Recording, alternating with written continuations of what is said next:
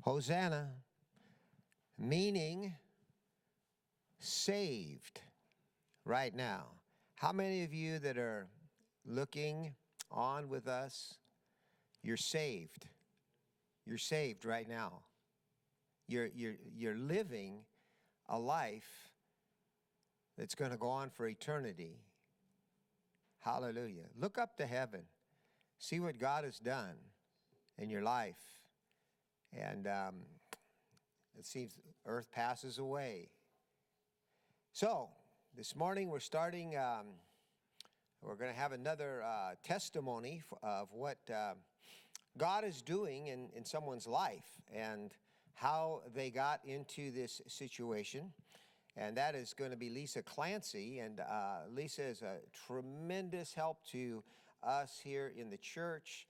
She's the secretary of Lighthouse Gap University. She is someone you can call always and or write to and text, and she'll be there for you and to try to help you to get into the right situation. I have, I don't know how many years it's been that she's been here at the church, but you're going to hear a tremendous testimony right now of what God can do in a person's life and to find the calling for what God created you for. And so here she is, Lisa Clancy.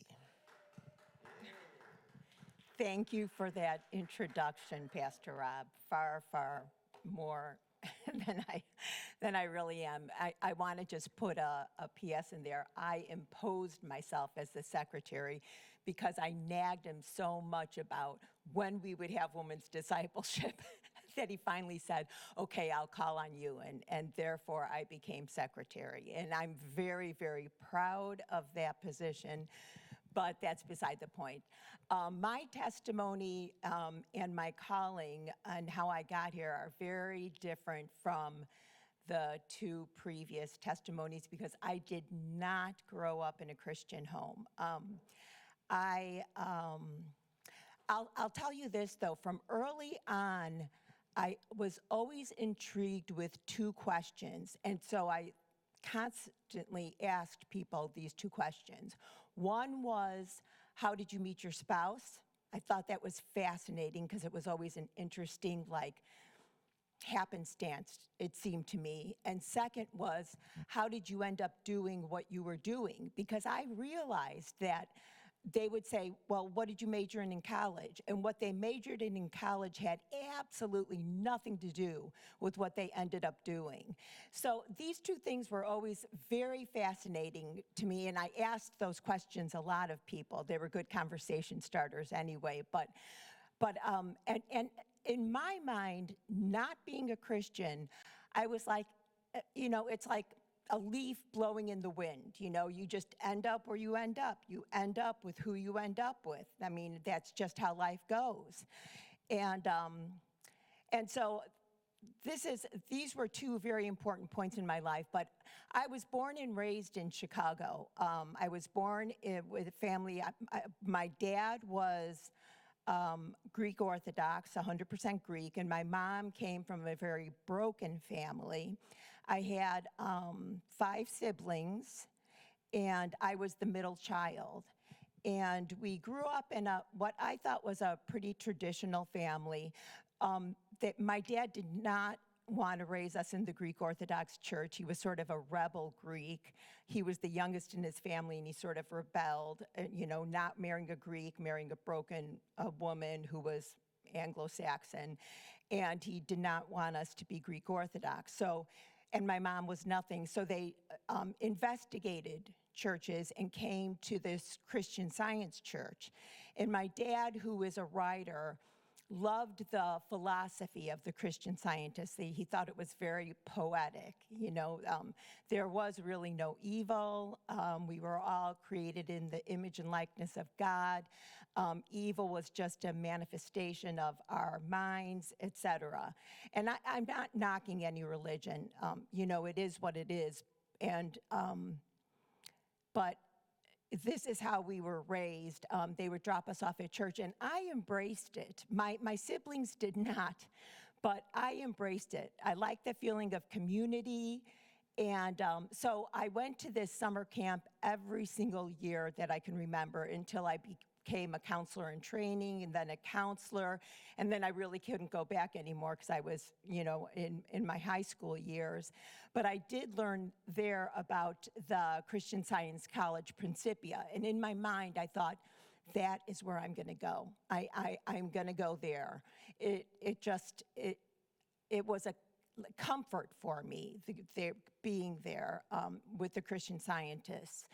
And so I proceeded to go through my years of high school. My dad he graduated from Northwestern University in journalism, which is very prestigious. And so grades were everything to him. And I was a perfect little girl. There was nothing I wanted to do more than to please my dad. And so every time we got our report card, he'd immediately look at our grades and be so upset with the kids who got bad grades and be so happy with the kids who got good grades. So of course I got the best grades I could. I got into all sorts of extracurricular activities. I mean, it was just bizarre. I was in the plays, I was a cheerleader, I got into the newspaper, I was in the choir. I mean, anything I could do, I did. It was like I just wanted to prove to my father that I could be all that he wanted me to be. And I did not tell him about my idea of going to Principia because I knew that he wanted me to go to a more prestigious school. So I kept that sort of secret, and but we did have our family dinners every single night from when I can remember, which were very, very sacred times for my father. We would sit at the dinner table. We would all have to be there. Nothing could get in the way. And we would say a generic, someone would be assigned, one of the kids, to say a generic prayer and then a free-flowing prayer after that. And then we would eat dinner. And then after dinner, my dad would get like the latest version of Reader's Digest and do sort of a vocabulary quiz with everyone because words were very important to him. And then, as we got older, we would start talking about, how our day was, what was going on with our lives. And this was the time when I really should have told my dad about my idea to go to Principia, but I didn't want to because I knew I wanted to go there, and I knew he would not want me to go there, just because he wanted me to go, like I said, to a prestigious school. So there came a time, though, where my extracurricular activities got in the way of dinner, and this was a real sore point. And it was like, for what I can remember, honestly, it was like the first time where I felt like this little disappointment in my dad. And he wanted me to go to the director of the play and say, I can't come to rehearsal because I have family dinner. And I'm sitting there thinking, okay, it's a 4,000 kid school. What's going to happen? He's just going to, I wasn't irreplaceable. So it was a quandary, but we came to a resolution and sort of, altered family dinner. He did that for me, which was huge, so that I could continue the play and still have family dinner. But there came a changing point in my family right around that time, also in high school. My mom and dad both had to work on the weekends, and so they left me in charge of my younger siblings. I was the first girl out of the family. There were two brothers ahead of me, and then there was me. So I was in charge of my younger siblings, and my two brothers would usually be in the basement burning incense. And then one day, I was walking to high school, and I smelled this incense, and I was like, oh my gosh, that's the same incense as my brothers burn. And my friend looked at me and was like, are you kidding? That's pot, which is what we used to call it back then. I was horrified. It was as if they told me my brothers were shooting up heroin. I mean, I was a good girl. I didn't even consider drinking or smoking or anything like that. We had a smoking area in our high school. Smoking was that acceptable, but that to me was absolutely unacceptable. And so when I heard this, I literally ran back home, told my parents, because I was horrified, and there was the rift that started, and because my dad and mom were also horrified, my dad particularly, and so he and my older brother proceeded to get into really bad arguments, sometimes physical. My brother would sometimes run away, but not really. And my dad just did not know how to manage this at all. He did not want it in his house, but he couldn't be there all the time. My brothers would just disobey blatantly, and I, of course, became like the little Nick. My dad's name was Nick, so they called me Little Nick because I got so upset with them. And so there was this huge rift, and violence became something horrifying to me. And I just knew it was my responsibility to protect my younger siblings from all of this.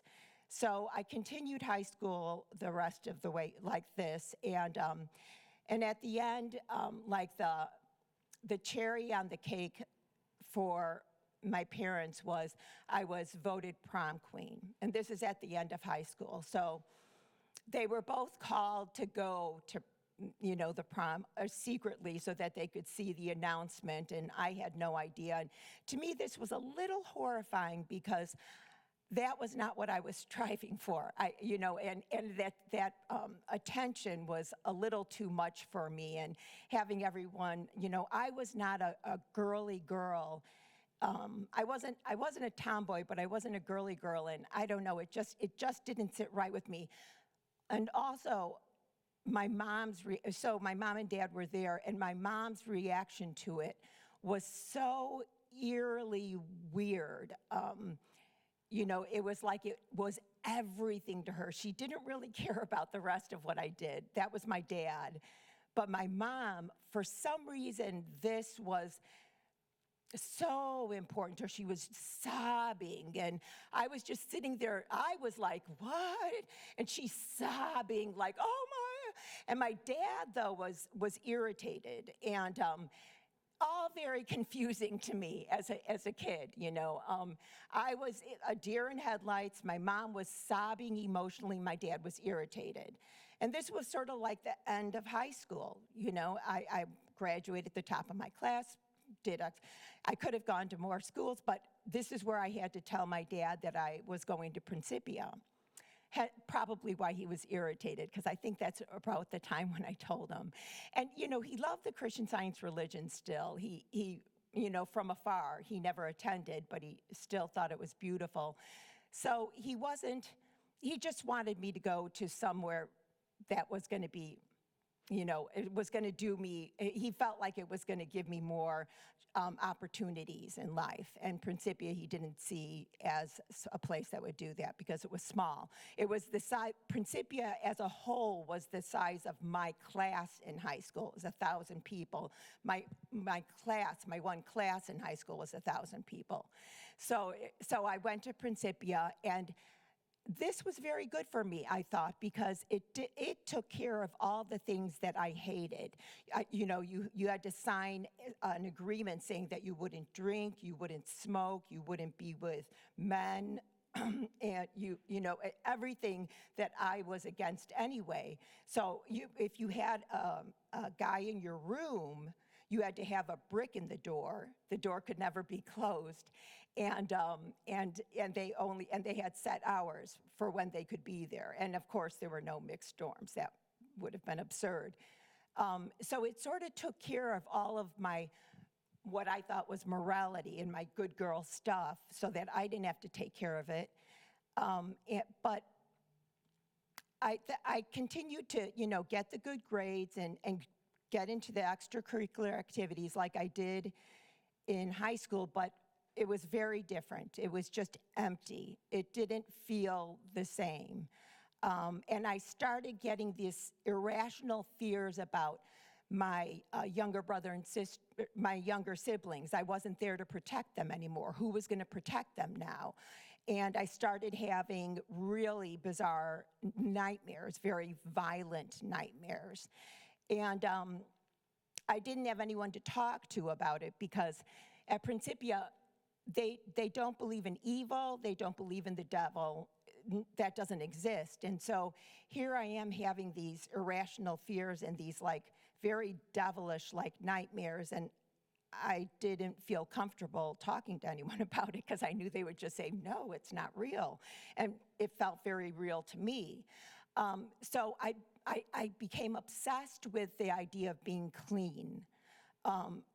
For some reason, I needed to be clean. So I had a category of only eating clean foods, which were, fruits and vegetables. And so I started this because I didn't want to put anything unclean in my body. And I did not like boys. I had a hatred sort of towards them. Not outwardly, I would have boys as friends, but it was this sort of like this hatred and fear. So if I was alone with a guy, it would freak me out. And, if they even dared want to like give me a kiss, I was like, absolutely not. That was absurd. That was repulsive to me, which probably right there should have been a clue that something was amiss. But I started, so I had this idea of being clean and not being with men, and I became very independent. But I was living this life, this dual life. There was me, Lisa, on the outside, being what looked like a perfect girl. And then there started to become this me, Lisa, the inside, who was sinning right and left. I wasn't doing good for my body, by eating just clean foods. And I started stealing a lot. At Principia, they don't have any locks on the doors because there's no evil, so no need for locks. So I started stealing for no reason, but it gave me a good feeling. It was like filling up this emptiness that I had. And I was the president. I became the president of the dorm. So this is the irony. I'm just spilling it all out right now for everyone. Here's the irony. I was the president of the dorm, and stealing became an issue in the house. And it was me. But I, as the president, had to hold a meeting with everyone about the stealing. So, speaking of dual personalities, here I am holding this meeting about stealing, and what's going on. We've got to stop it. And inside, I'm the one that's doing it. It was just, this is how separate my life became. It was like this balloon. And on one side, it was being squeezed so tightly and suffocating me. And I was just acting out in such horrible ways. And the other side was me trying to be the best person I could be, that I thought was the best person, which was like the picture of that my father wanted me to be. And it was about to burst. And after 3 years of being there and them wanting me to declare a major, I couldn't declare a major. I had no idea what I wanted to do, absolutely none. I tried different things, but nothing. I would float from something to something. I think I was too caught up in myself, for one, and I think that the whole idea of college is absurd. I think it's a whole marketing scheme, but that's a whole other subject. So I dropped out of, I didn't go back for my last year, but in that year, because I was getting sicker and sicker, my dad sort of manipulated his company into giving them the best insurance they could. And so I went into a psychiatric hospital for a year. And in that year, I ended up with this doctor, and this actually ended up being so good for me in a way. I ended up with this doctor who, in that year, had made it so that I had absolutely no contact with the outside world. Not my family, not my friends, not through mail, not through phone. It was just me at the hospital. But what was good about that for me was that I had to go talk to people. I had to learn to sort of humble myself. I had to learn that, I didn't need to have all these secrets, because secrets became a big issue for me too. And what I'm talking about, like secrets and the balloon, this happens to a lot of people. This happens to, most people that don't have God in their lives, to be honest with you. I mean, some form of this happens to people because they have no foundation. I had no foundation at all. It was nothing. So I was just depending on myself, which is impossible to do. But in the hospital, I learned to talk to people and try to figure out what's going on. In the hospital, I did realize that some of the bizarre dreams and this need to take care of my younger brother and sister was because of abuse that had happened to me when I was very young that I just completely repressed. I mean, completely repressed. I went through grade school and high school having absolutely no memory of this abuse that had taken place. And so for the next several years, it was sort of me trying to come to terms with that abuse, but realizing that I needed to be separate from my family. And that was very difficult because my family was always very, very close. Even though we had some of this inner fighting and conflict, we were still very, very close. My father, it was very important that we be close, but I could not be with my family. It was just a dangerous place for me if I wanted to continue to grow.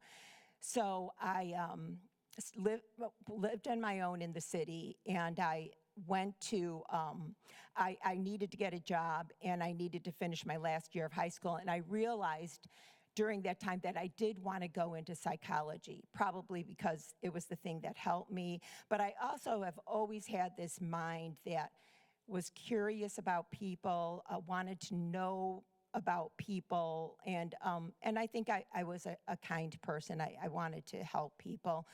But so I decided to go into industrial psychology because it kept me from like individual counseling, because I was smart enough to know that a broken person can't help a broken person, and I was still a broken person.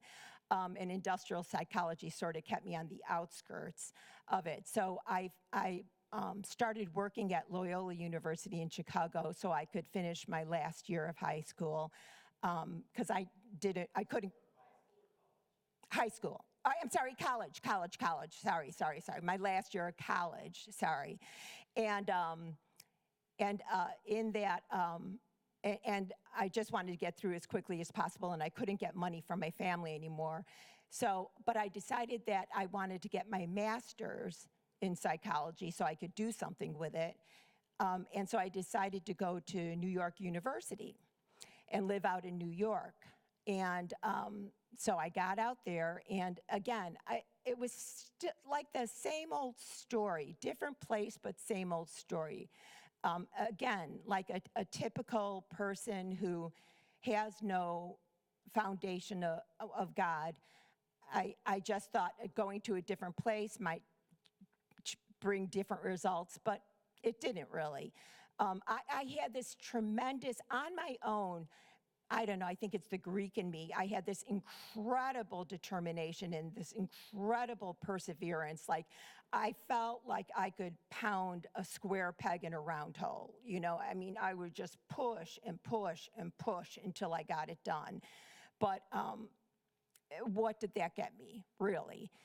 So I struggled there in New York University. I mean, it was fun, but it was, I hadn't really changed that much.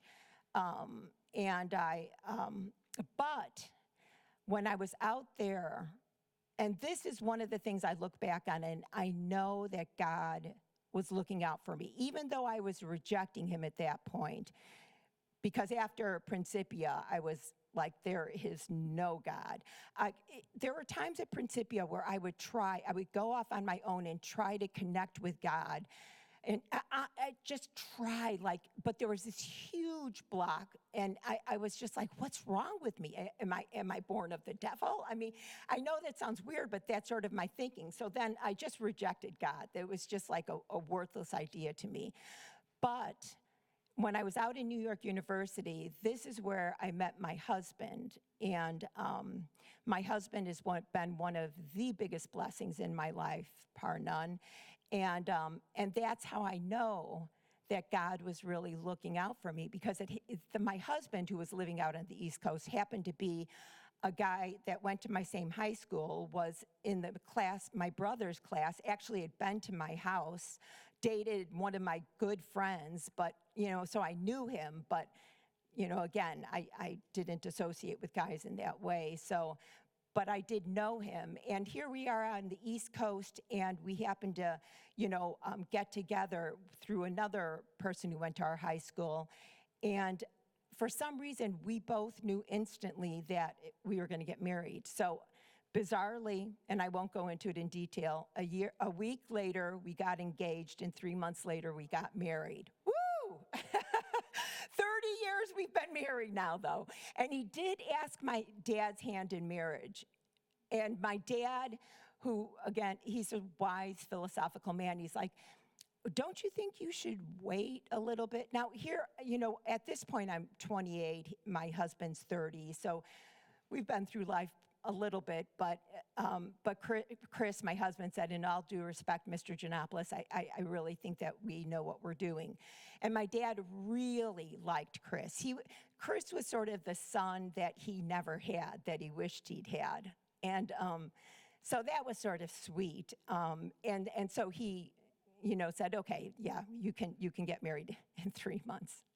So we got married, and then we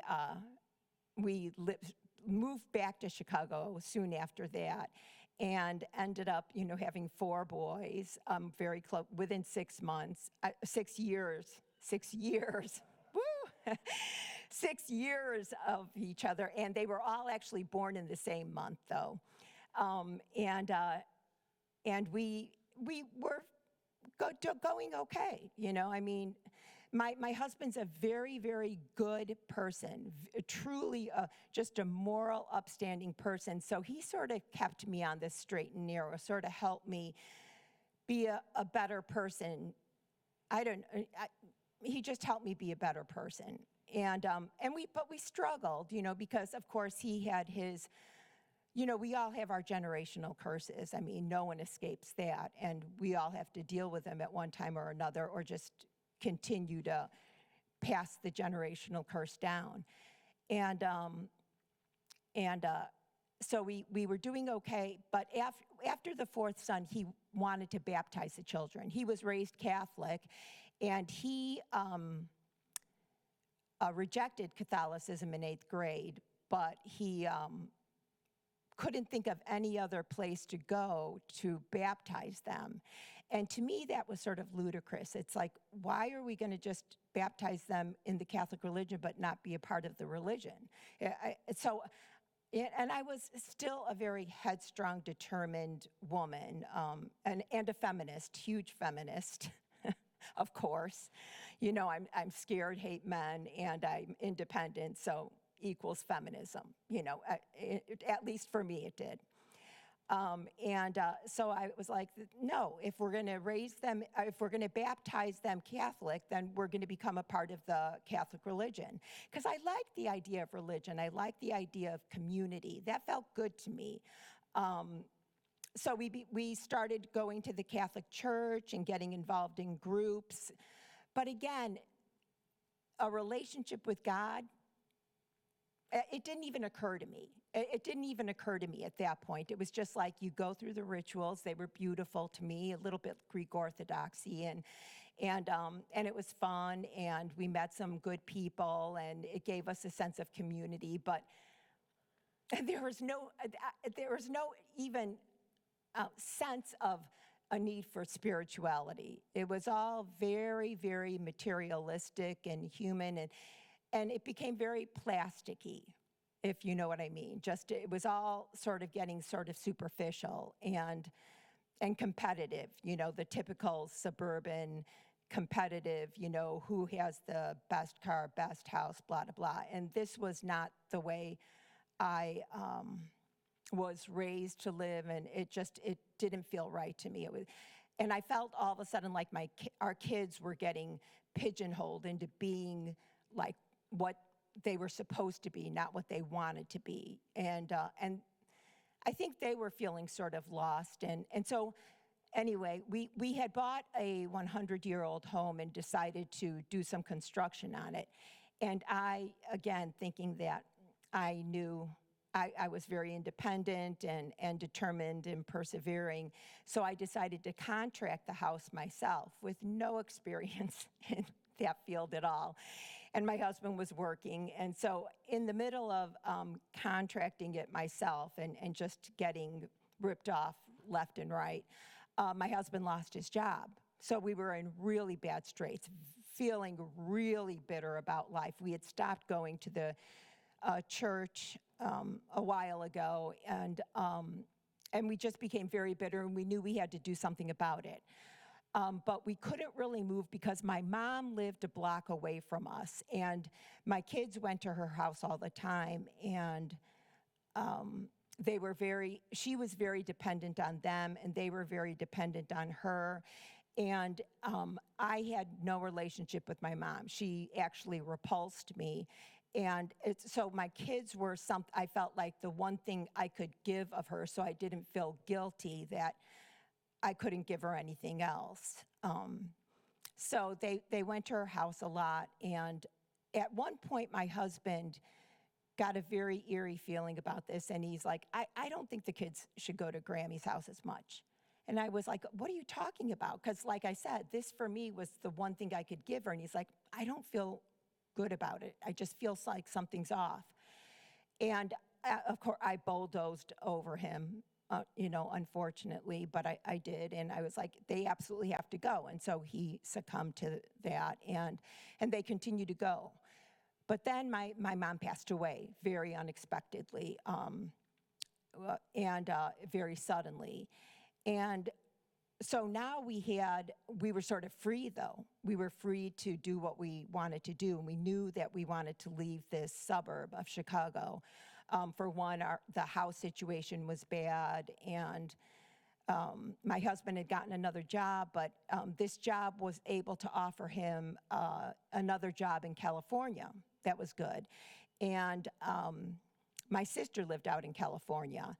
So we decided to move to California as very bitter atheists with 4 kids who were, obviously mirroring their parents. So they felt as if they were atheists too, and they felt sort of cool saying it. And I think I felt a little cool saying it. I like to write God with a small g. I thought I found pleasure in that. And so we came out to California, and I needed to get them into school, and I realized that the public schools in LA stunk. They were just horrible. So we had to put them in a private school. What private school? It had to be associated with a church because it was cheaper. We had been involved in the Catholic Church, so St. Monica's. St. Monica's was accepting students, and my middle school student who was going into high school got in. So he was going to go there, but I had a son who was a junior, who I had nowhere to put him. He didn't do that well in school, and another thing about coming to California was marijuana, which was the devil to me. I mean, I grew up with marijuana. Being what I felt splitting apart my family. And so we come out here and everyone's smoking. I mean, it's okay to smoke. I mean, you got the medical, whatever, but, everyone was smoking. And so my son, the junior, who I needed to get into high school, immediately he found that because he suffered from great anxiety. And when we found out he smoked, I'll never forget this, because we were pretty open and honest. So once he started, we talked to him about it, and he's like, you know what? For the first time in my life, I don't feel so anxious. And that sort of broke my heart because I hated marijuana, but of course, I wanted to see my son comfortable, but there was a disconnect there. And we didn't know where to put him. But my sister was out here, and she was married to an atheist, but this atheist happened to work with a fellow from Lighthouse, Eric Fotenauer.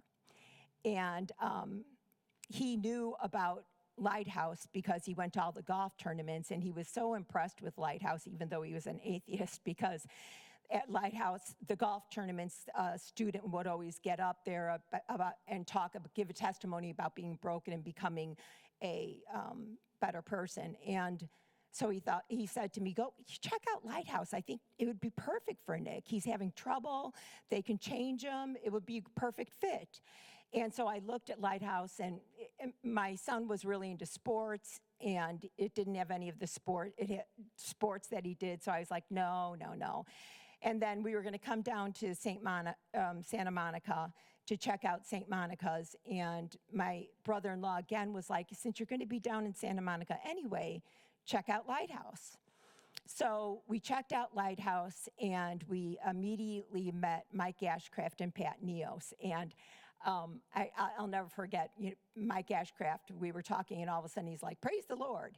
And that was just, to me, like, it was like, what? Do people say that out loud? I mean, that was just so foreign to me.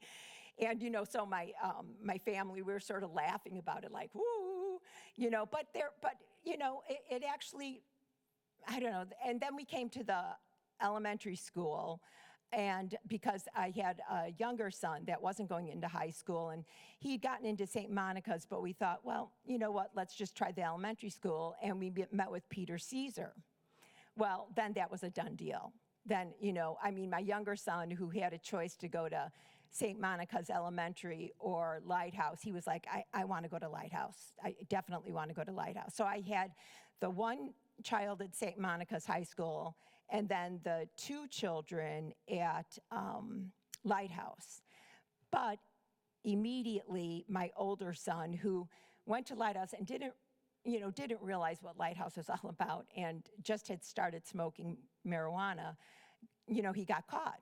I mean, of course, he didn't realize that, that it was something wrong to do because it felt right to him. And so he got caught, and we had to immediately meet with the pastor. It didn't even make sense to me. For such a long time, I kept calling Pastor Rob. I can't even remember. What is it? What do you call the Catholic person?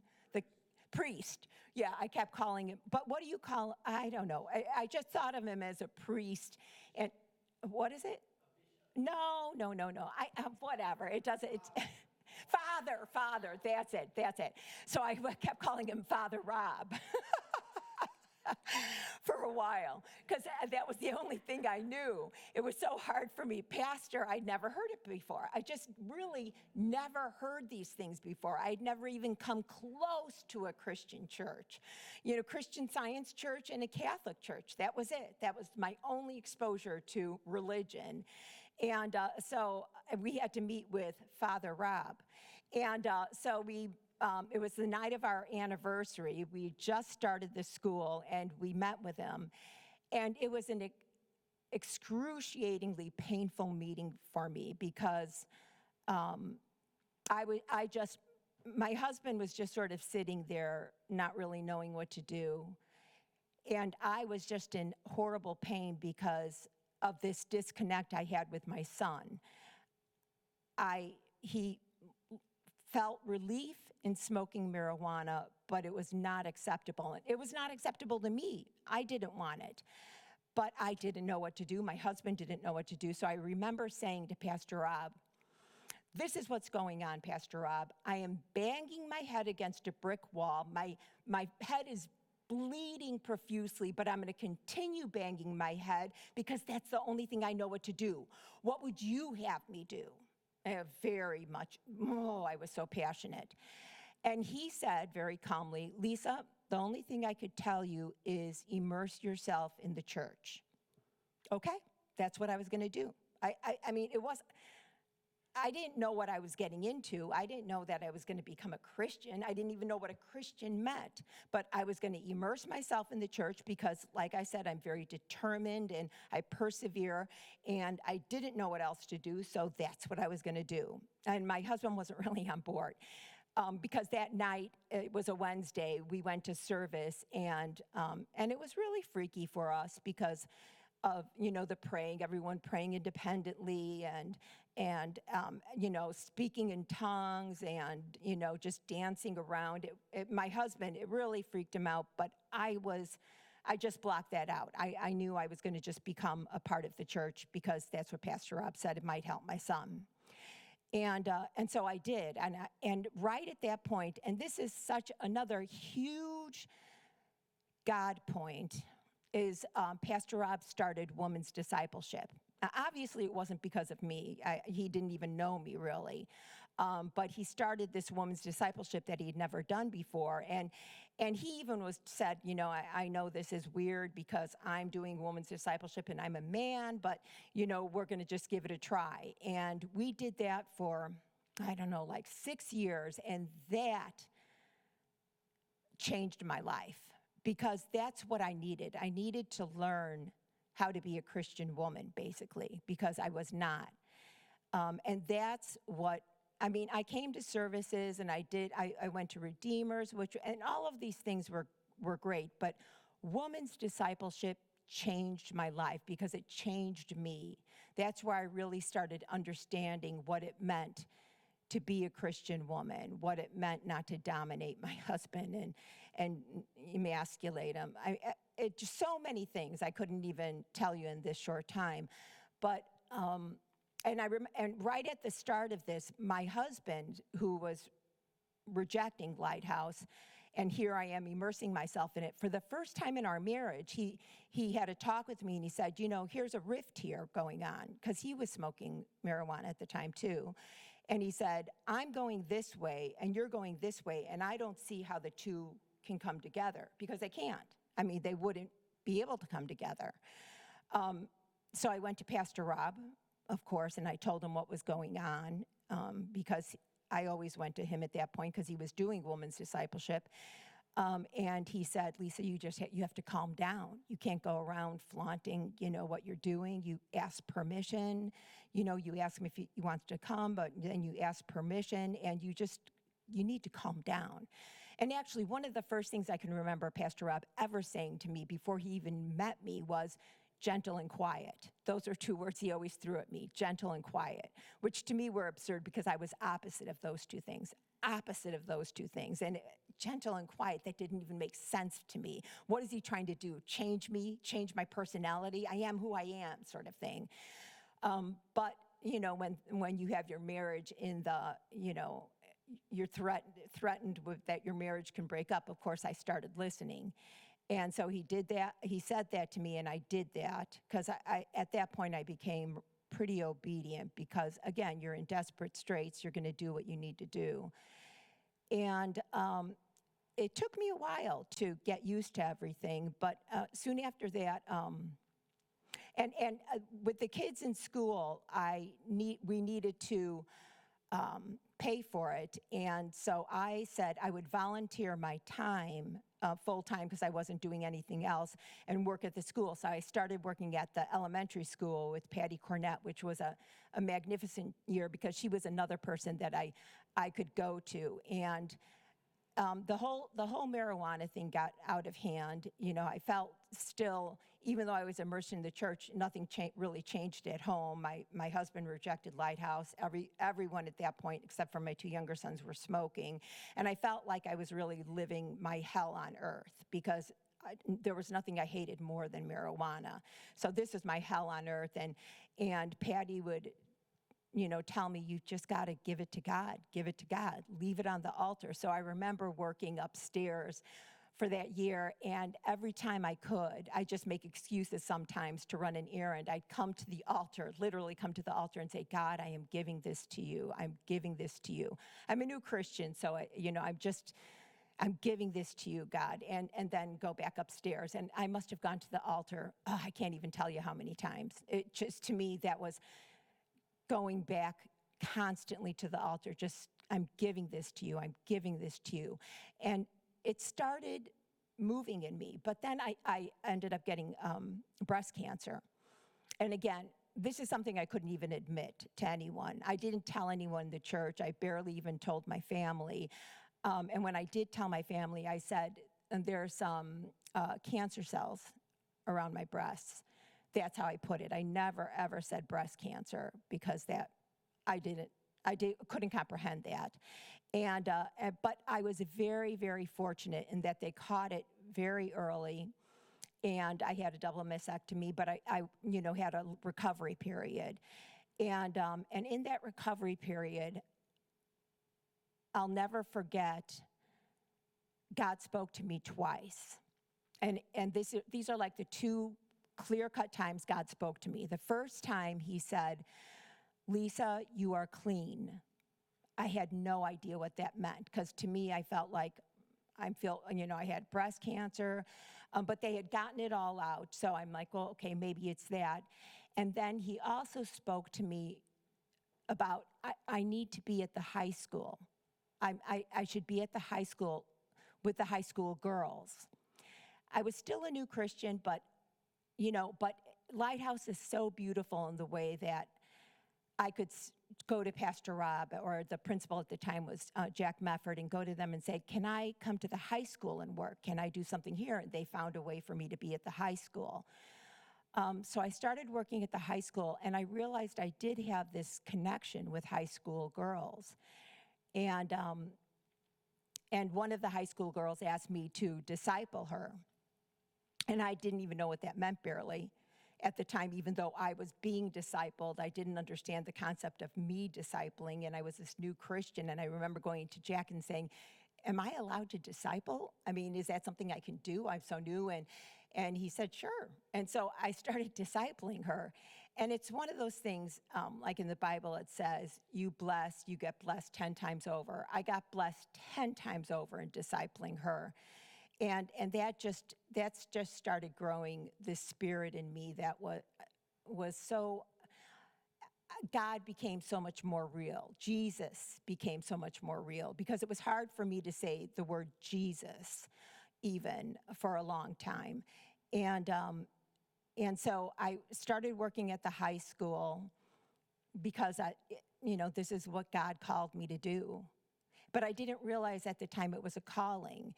And then I ended up starting to teach literature, and that was good. And I remember still working through a lot of this Christianity, because I absolutely couldn't believe in heaven. Heaven didn't make sense to me, because all my life I believed that when you die, it's done. And to me, that was a relief. You die, life is over. Whew, good. I'm done with it. I don't have to go through every day, because life was not that good. And I didn't appreciate it at all. I just wanted to be done with it still.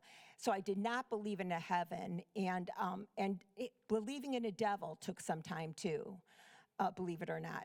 And so working at the high school, I remember, that was like my armor of God, really, because I don't know if I would have made it if I hadn't worked at the high school, because I had every single staff member there was like a piece of the armor. I could go to anyone there the minute I had a question, and they would help me through it. And that was huge, because I'm telling you, if you're a Christian, if you're a new Christian, you have to have a discipler. You have to have a discipler, because the devil is right there at the door. If the devil could speak to Jesus, the devil can speak to anyone. And we're certainly far from Jesus. So, of course, the devil is always right there to get you.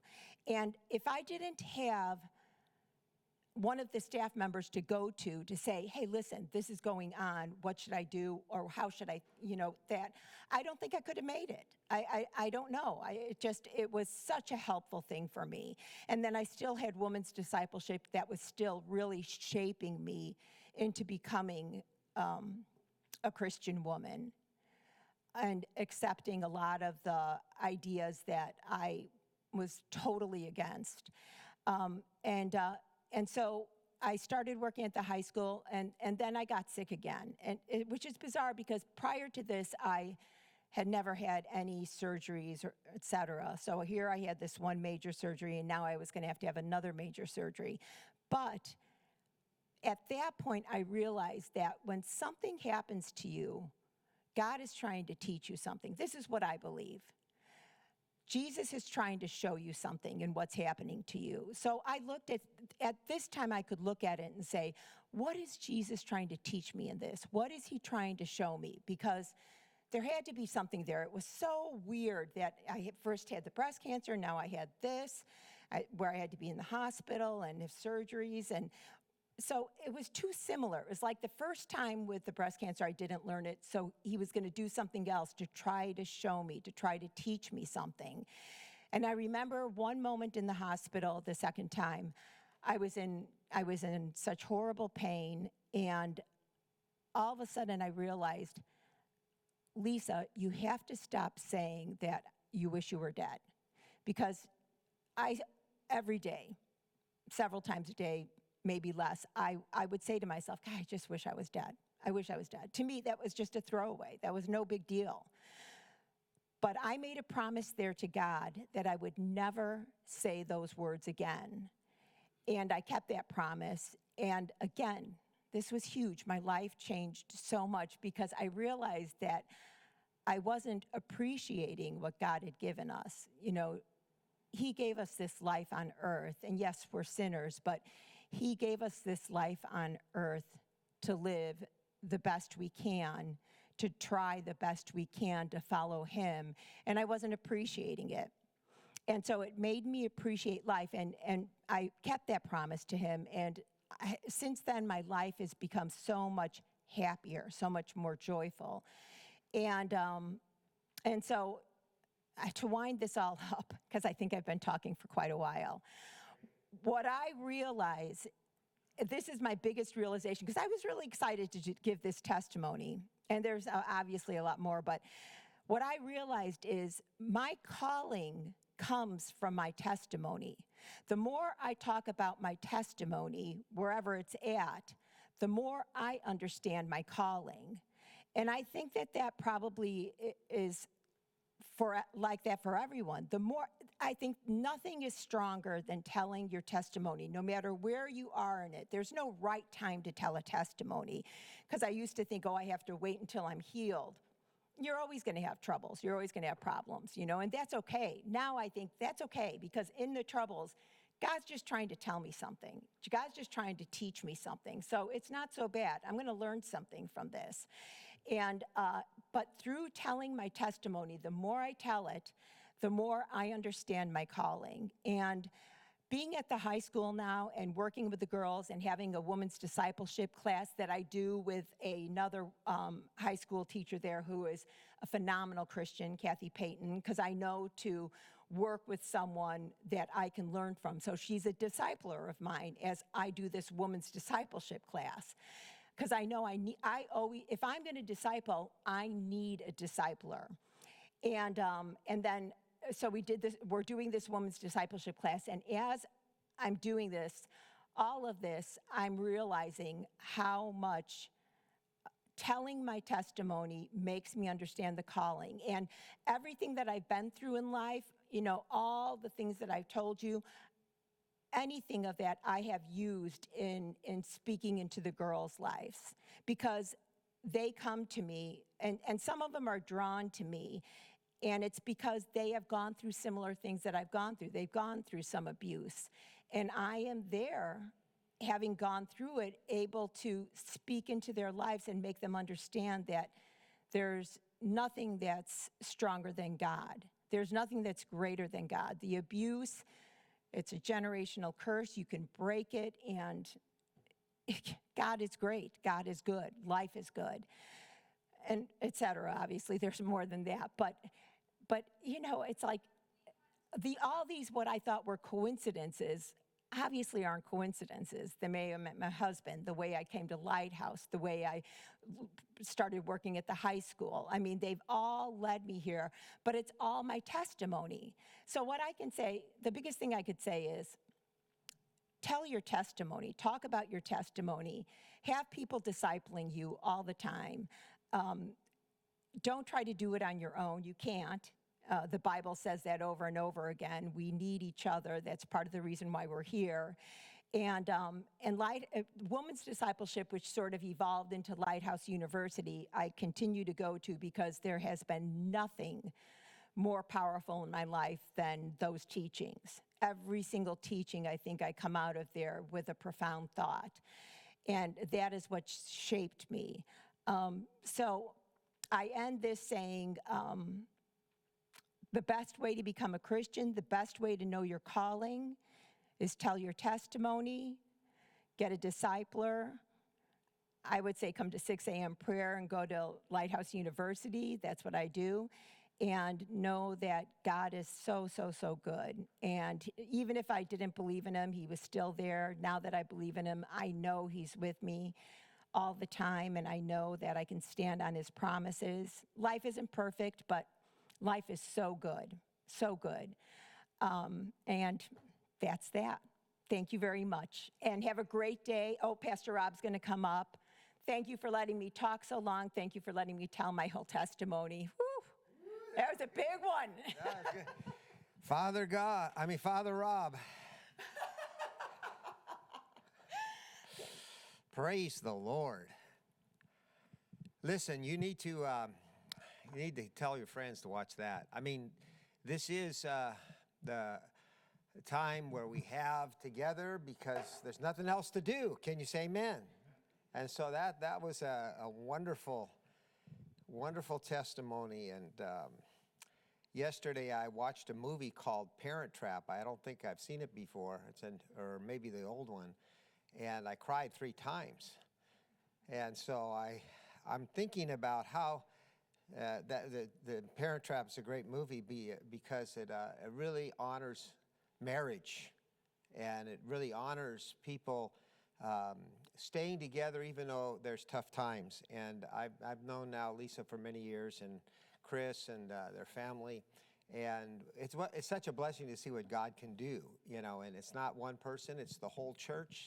The church is a family, and that's the way God wants it to be.